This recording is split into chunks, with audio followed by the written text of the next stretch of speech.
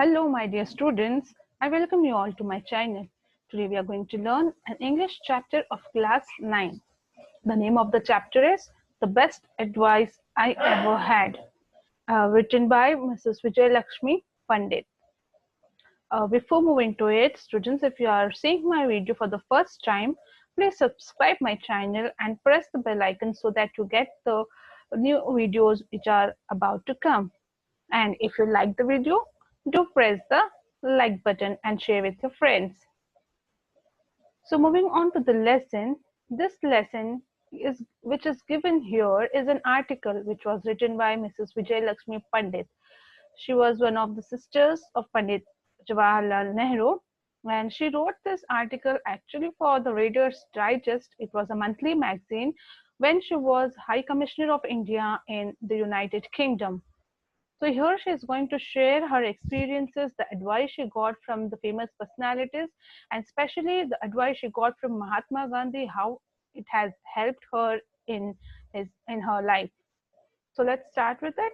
The best advice I ever had came from one of the greatest soul of the world has ever known, Mahatma Gandhi. On a sunny afternoon a decade ago, she's remembering that the best advice that she had got was one from the greatest souls of the world, that was Mahatma Gandhi, and it was a sunny afternoon a decade ago, sometimes 10 years ago.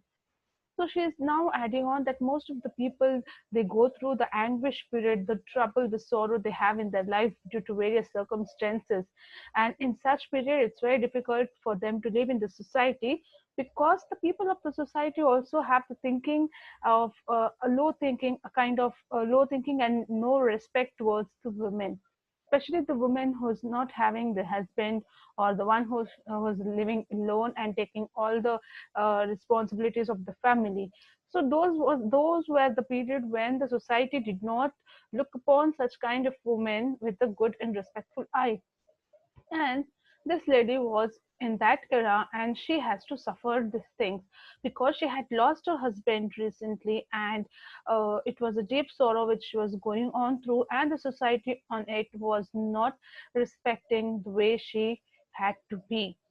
And it was very difficult for an individual existence during those time as a woman in the society, though she says that she participated for years in the national struggle, and she was side by side with them until they achieved the independence. Yet in the eyes of law, the women were still recognized only through the basis and the relationship to men.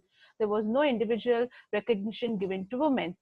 Then she says now as a widow, she was not having a son, only she was having two daughters, and she says that she was not entitled to any share of the family, means the family members were not ready to give any share among them from the property. And this was the bitter truth which she was going through, and she just hated those members who supported this antiquated and old law. She wanted to come out of this, and she was suffering very badly through all these things, and she wanted to move away from that country and go to a better place. So before moving on to America, she went to Gandhiji to bid a farewell and say goodbye. And she had a small talk with Gandhiji, and she explained him everything. And then, have you ever made a peace with relatives? Gandhiji asked her. And she was again amazed to see. She was shocked that Gandhiji, why he is taking the support of the family members? Why should I go and talk to my relatives when they are not giving me respect, not they are bothered, not they are ready to give any share in the property? Why should I go and talk to them? She said, I will not go and talk to those people who are taking advantage of the old laws, and they are making me difficult to live in the society. Why should I go and speak to them? She like replied like this. But Gandhiji waited for some time. He looked outside for the moment, and then smilingly again he said to Vijay Lakshmi Pandit that you will go and say goodbye, because that is the courtesy, that is the decency, that is the moral values which our society demands, and we are still giving importance to this kind of characters. So you have to go and say, you will say. So to this again she replied, "No, I will not go and say to them, even to please you. Though I respect you a lot, I will not go and do this thing as you are saying, because they're harming me. They have harmed me too much."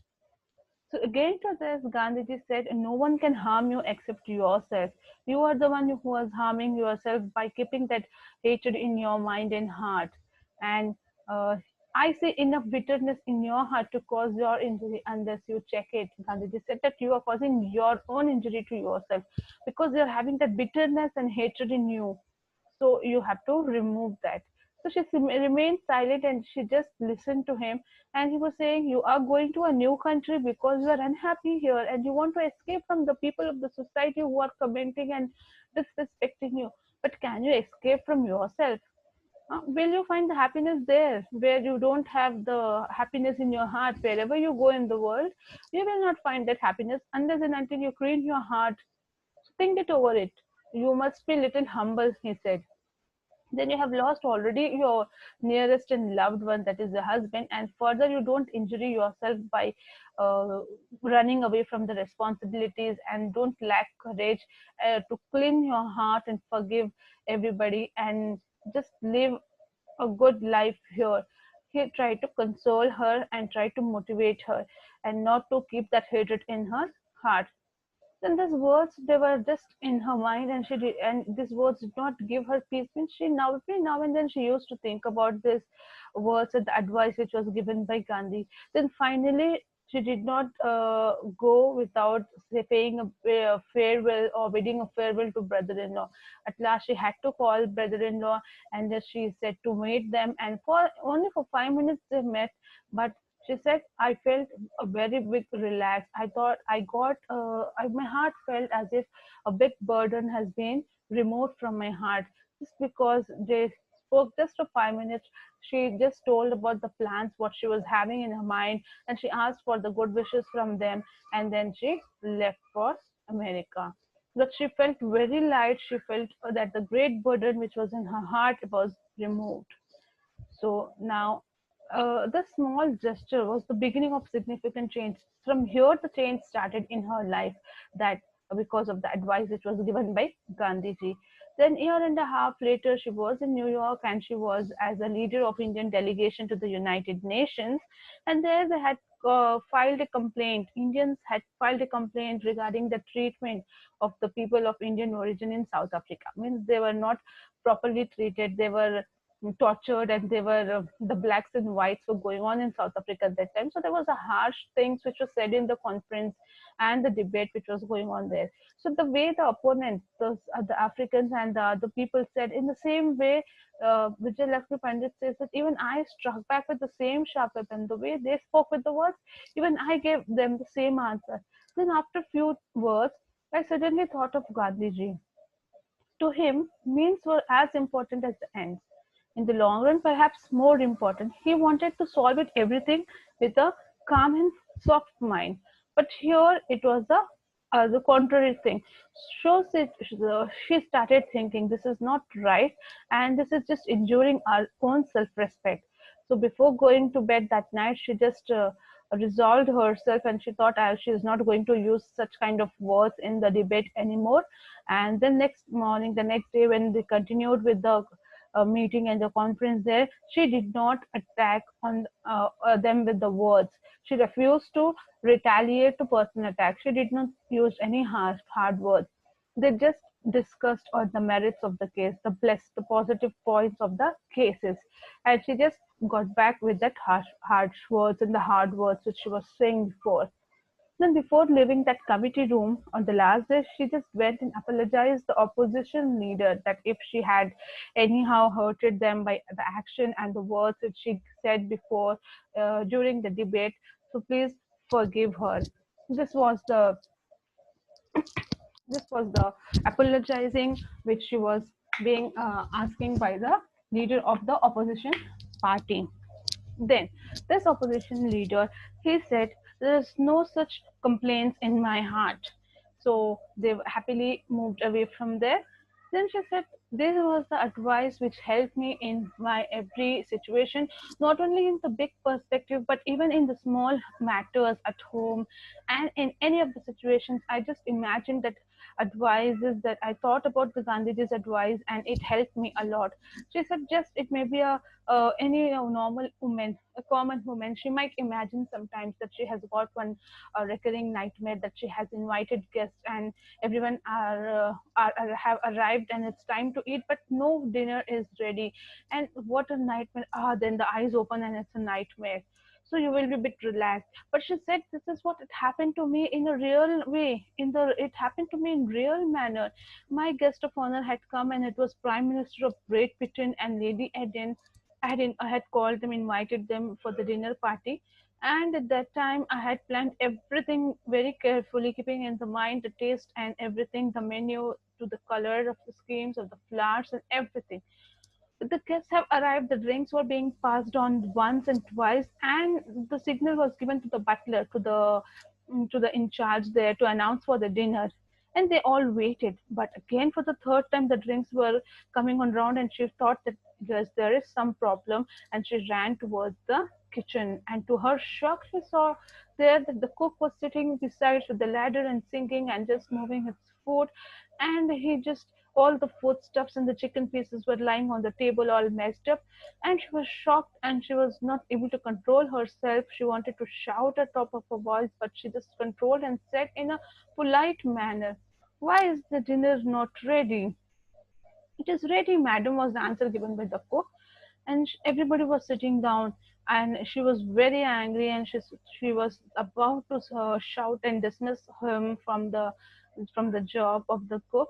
But she counseled herself, she calmed down again, she thought about the Gandhiji's advice, and she controlled herself, and she went and she just said, let's have something on the table to have along with the guest. Then everyone pitched in. The food was served on the table for the guests, but it was not as it was described in the menu, whatever they had planned earlier, that they will be having this and all menus in the dinner. It was not as well done, but something was kept on the table for them to have. Then the guests also, but when the guest told them, but when I told my guest what had happened, she spoke open to the guest that all this thing happens. If this is what the cook gives you when he's drunk, someone exclaimed. So they said, this is what the thing when your cook is, he's in drunken form and he is not able to cook, this is what we are going to get. What must he provide sober? Then what he will provide when he is normal? It just was a discussion going on, a comment sort of. Then the relief in my laughter must have sounded a little hysterical. It was not a situation to laugh, but she just laughed and passed on with the comment. Then my perspective restored. Then her thinking level, her mind and her thoughts changed, and she thought that party is not so important as the existence in the life. So she said she just let it go, and with a positive thinking, then she says to retain a sense of proportion is as important as being able to keep one's heart free from hatred. I mean, if you want to balance your life and whatever is important, then you have to keep your heart away from hatred. You should not have place for the hatred in your heart then. For all of us, no matter what our work, the advice Gandhiji gave me is meaningful. Then she says that advice which Gandhiji had given me was meaningful throughout my life. No one can harm you but yourself. Unless and until you harm yourself, nobody else can harm you. So it is you who has to remove the hatred in you and be calm and forget and forgive everything the one who has done harm to you. So beautifully, she has expressed her experience and the thoughts which were given by Gandhiji to her, the advice which Gandhiji had given to her. Hope so. We'll also implement this in our life. And I hope students, you all understood the chapter and you liked the lesson also. And thank you for watching my video.